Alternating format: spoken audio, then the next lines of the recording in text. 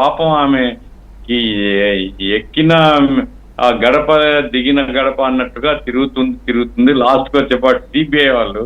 అంటే దీంట్లో ఒక రహస్యం దాగింది వెంకటకృష్ణ గారు. ఇప్పుడు కేసు దర్యాప్తులో ఉంది అంటే అవినాష్ రెడ్డి బెయిల్ రద్దవుతుంది, అంతే కదా.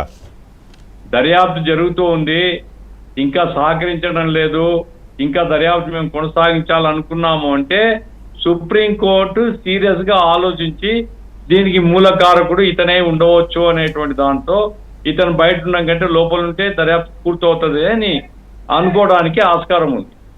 ఎప్పుడైతే సిబిఐ దర్యాప్తు పూర్తి అయిపోయింది అని చెప్పిన తర్వాత బెయిల్ రద్దు చేయాల్సినటువంటి అవసరం ఏముందండి? అవును. కాబట్టి ఆయన వైసీపీ అధికారంలో ఉన్నప్పుడు సిబిఐ కంప్లీట్ గా అవినాష్ రెడ్డికి సపోర్ట్ చేసింది అనేది ఫ్యాక్ట్. అది ఎందుకంటే ఇంత పెద్ద organisation, central government organisation, after all ఒక వ్యక్తిని అరెస్ట్ చేయలాగా ఎనికిపోయింది అంటేనే దాని అర్థం ఏమిటి? లొంగుబాటు. ఇది కుమ్మక్కు.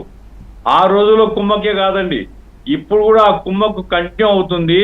కాబట్టి అవినాష్ రెడ్డి అరెస్ట్ కాకుండా చూడడమే కేంద్రంలో ఉండేటువంటి పెద్దవాళ్ళు వాళ్ళ ఆశీర్వాదాలు ఉన్నాయి కాబట్టే కేసు దర్యాప్తు లేదు అని చెప్తే అవినాష్ రెడ్డి జోలికి ఎవరు రారు, ఇంకా పర్మనెంట్ గా బెయిల్ అట్లే ఉండిపోతుంది. ఆ రకంగా అప్పుడు ఇప్పుడు కేంద్ర పెద్దల యొక్క ఆశీర్వాదంతో ఆయన బయట ఉంటున్నాడు. ఈ కేసు సంబంధించి సార్ మీరు చాలా విషయాలు చెప్పారు, నేను మళ్ళా చెప్పాల్సిన పని లేదు, చరిత్ర చరణం అవుతుంది. ఇప్పుడు ఒక ఐఏఎస్ ఆఫీసరు ఆయన తెల్లవారుజామున వాళ్ళ ఎలక్షన్ మేనిఫెస్టో కమిటీ సమావేశం జరుగుతూ ఉంటే మధ్యలో జగన్మోహన్ రెడ్డి గారు పైకి పోయి కిందికి వచ్చి చిన్న ఆయన నో మోర్ అన్నాడు అనేసి ఆయన చెప్పాడు. ఇప్పుడు మార్చుకుని ఉండవచ్చు, కానీ ఇప్పుడు మార్చుకుంటే ఎట్లా నమ్ముతాం మనం? ముందు చెప్పిన దాన్ని పరిగణలోకి పెట్టుకున్నప్పుడు ఈ తెల్లవారుజామున ఆయన ఇప్పుడు సిబిఐ వాళ్ళు గూగుల్ టేక్అవుట్ అవి ఇవి అన్ని చేస్తున్నారు కదా, ఏ ఫోన్లు వచ్చినాయి?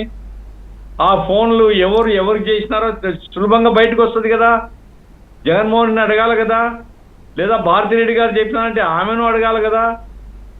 ఎందుకంటే ఇక్కడ భారతిరెడ్డి గారి జగన్మోహన్ రెడ్డి గారి మీద ప్రత్యేక కోపంతో నేను మాట్లాడడం లేదు. ఒక ఘోరమైనటువంటి హత్య జరిగినప్పుడు, ఒక దుర్మార్గమైనటువంటి దారుణమైనటువంటి హత్య జరిగితే ఆ హత్యకు సంబంధించినట్లు రాజకీయాలకు ఏం పాత్ర అండి? రాజకీయంగా చూస్తారా హత్యను? హత్య జరిగిన తర్వాత హత్యను బయటికి తీయాలా?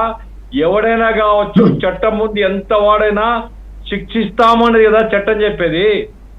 మరి చట్టం ఒకరికో రకంగా ఇంకో రకంగా ఉంటుందా? గఫూర్ గారు ఒక్క నిమిషం. గఫూర్ గారు, సుబ్బారావు గారు నమస్తే అండి. నమస్తే.